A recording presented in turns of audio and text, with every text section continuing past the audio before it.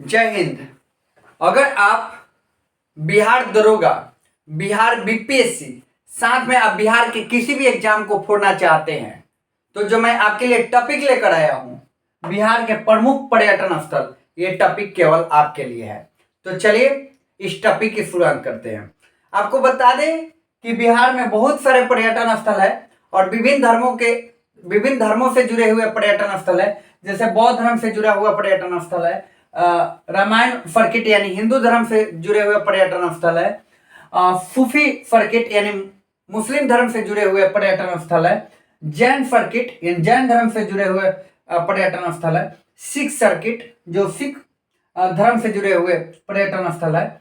तो ये तमाम जो धर्मों से जुड़े हुए पर्यटन स्थल है, साथ में कुछ अन्य पर्यटन स्थल है जिसका सभी धर्मों से उसका नाता है। तो वहां से क्वेश्चन जो होता है वो भर भर के एग्जाम में पूछे जाते हैं। तो चलिए सबसे पहले हम बौद्ध सर्किट के बारे में जानते हैं कि बिहार में कौन कौन से बौद्ध सर्किट है। तो देखिए सबसे पहले आपको बता दें कि महाबोधि मंदिर जो है वह बिहार के गया जिले में है। और आपको बता दें महाबोधि मंदिर को सबसे पहले यूनेस्को ने 2002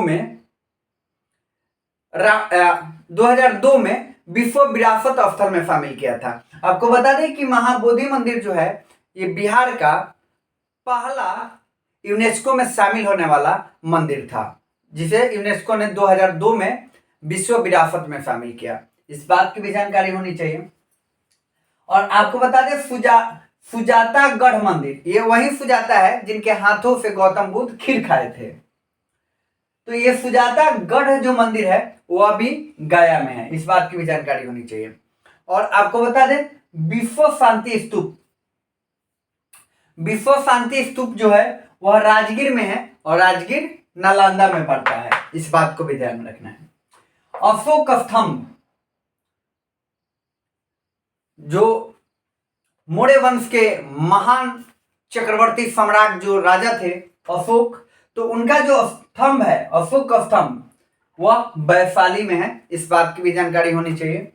और बुद्ध अवशेष स्तूप जो है वह भी वैशाली में है। केसरिया स्तूप जो है वह पूर्वी चंपारण में है, पूर्वी चंपारण जिसका मुख्यालय मोतिहारी है, इस बात को ध्यान में रखना है।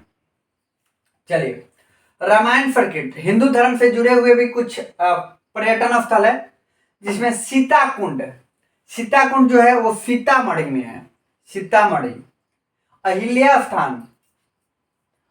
स्थान जो है वो दरभंगा में है, इस बात की भी जानकारी होनी चाहिए। सिंहेश्वर स्थान सहरसा में है। रामशिला स्थान गया में है। वाल्मीकि नगर पश्चिमी चंपारण में है। Pretshila, that is most important question, Pretshila जो पर्यटन स्थल है वह गया में है, इस बात को भी ध्यान में रखना है। सूफी सर्किट से जुड़ा हुआ, मुस्लिम धर्म से जुड़ा हुआ पर्यटन स्थल है, जैसे मनेर शरीफ जो है वो पटना में है। अमझर शरीफ औरंगाबाद में है। औरंगाबाद देवों की भूमि कहा जाता है औरंगाबाद को, इस बात को भी ध्यान में रखना है। शेरशाहपुरी का जो मकबरा है वह सासाराम में है, इस बात की भी जानकारी होनी चाहिए। और शेरशाहपुरी ने ही पाटलिपुत्र का नाम बदलकर पटना किया था। और सबसे पहले जो भारत की जो मुद्रा है, तो वह जो रुपया है वो रुपया भी शेरशाहपुरी ने ही चलाया था। चलिए जैन सर्किट यानी जैन धर्म से जुड़े हुए पर्यटन स्थल है, जैसे जल मंदिर जो है वो जल मंदिर जो है वो नालंदा में है, इस बात को ध्यान में रखना है। That is most important question. जल मंदिर जो है वो नालंदा में है। ये क्वेश्चन जो है बिहार एसएससी 2014 में भी पूछ लिया गया है। कुछ जैन मंदिर भी है। जैन मंदिर जो है वो लछुआर में है। लछुआर कहाँ पड़ता है? जमुई में। तो जैन मंदिर लछुआर में है।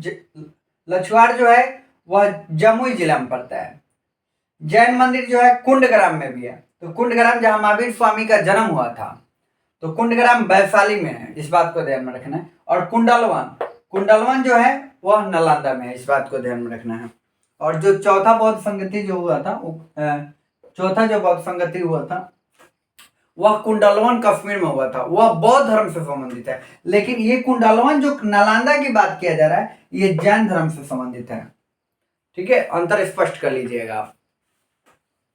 और जो सिख सर्किट है, सिख धर्म से जुड़े हुए कुछ पर्यटन स्थल है, जैसे गुरु नानक कुंड, ये राजगीर में है। आपको तो पता ही है कि गुरु नानक जी जो थे वो सिख धर्म के जो प्रथम जो गुरु जो थे वो गुरु नानक जी ही थे, इस बात को ध्यान में रखना है। और इनका जन्म जो हुआ था पाकिस्तान के शेखपुरा जिले के तलवंडी गांव में हुआ था, इस बात को भी ध्यान में रखना है। तो गुरु नानक कुंड जो है वो राजगीर में है। प्रकाश घाट जो है वह पटना में है, और कंगन घाट जो है वो भी पटना में है। पर्यटन स्थल से जुड़े हुए तमाम हमने फैक्ट और कॉन्सेप्ट पर बात किया, चर्चा किया, और हमें उम्मीद है कि ये सारे फैक्ट और कॉन्सेप्ट को आप भलीभांति समझ चुके होंगे। तो मिलेंगे किसी अन्य टॉपिक पर, तब तक के लिए आप सभी को जय हिंद।